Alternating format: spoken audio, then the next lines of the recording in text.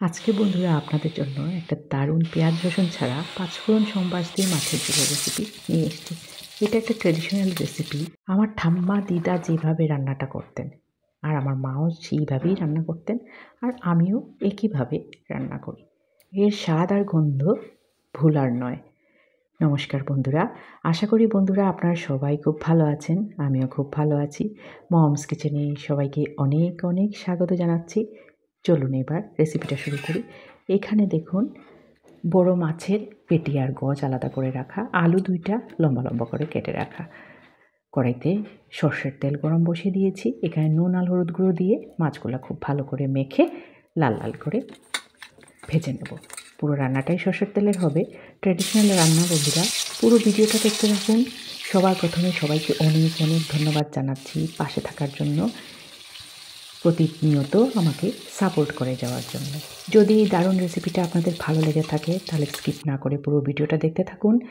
আর নতুন ভিউয়ার্সদের কাছে একান্ত অনুরোধ রইল চ্যানেলটাকে সাবস্ক্রাইব করে বেল আইকনটাকে ক্লিক করে দেওয়ার জন্য, এই রকম ট্র্যাডিশনাল রেসিপিগুলো পাওয়ার জন্য। দেখুন কি সুন্দর ধনেপাতা আমার দরজার সামনে। আগের শর্টের মধ্যেও আমি দেখিয়েছি, একটু তুলে নিলাম। আর মাছ ভাজার তেলের মধ্যেই পাঁচফোড়ন সম্বাস দিয়ে দিলাম, তেজপাতা দিলাম, তার মধ্যে একটু নেড়েচে আলুগুলো দিয়ে দিচ্ছি। আমাদের বাড়ি মানে আমার ঠাম্মার রান্নাঘরে, দিদার রান্নাঘরে কোনো দিনই পেঁয়াজ রসুন ঢুকে নেই। পেঁয়াজ রসুন, ডিম, মাংস এগুলো কিন্তু অ্যালাউ ছিল না। দিদা, দাদু, ঠাম্মা, দাদি ওরা কেউই পেঁয়াজ রসুন খেতেন না, ডিম, মাংস এগুলো খেতেন না। এখানে তো বেসিক মশলাগুলো দিয়েছি, আপনারা দেখেছেন। অল্প একটুখানি জল দিয়ে একটু নেড়েচেড়ে ঢাকা দিয়ে দেব। আমি যেভাবে করছি এইভাবে মাছের ঝুলি হতো তখন আমার ঠাম্মা রান্না করে।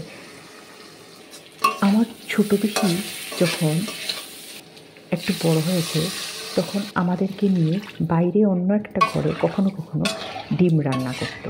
আর এদিকে আমার মামার বাড়িতে আমার মামা আর আমার ছোটো মাসি উঠানের মধ্যে উনুন জ্বালিয়ে তখন মাংস রান্না করতেন। তো এই দিনগুলো সত্যি খুব মনে পড়ে আজকাল, কত সুন্দর ছিল। ভাজা মাছগুলো দিয়ে দিচ্ছি। আপনারা তো পুরো রেসিপিটা দেখেছেন।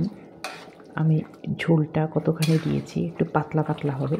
তার মধ্যে বাড়ির নাগা ধনিয়া পাতাটা দিয়ে দিলাম। ঝোলটা ফুটে উঠেছে, নামিয়ে গরম গরম ভাতের সাথে সার্ভ করে দিচ্ছি। এর স্বাদ কিন্তু অন্য 5টা মাছের ঝোলের থেকে সম্পূর্ণ আলাদা। সবাই খুব খুব ভালো থাকবেন, সুস্থ থাকবেন। আরেকটা ভিডিও নিয়ে খুব তাড়াতাড়ি আপনাদের সাথে দেখা হবে।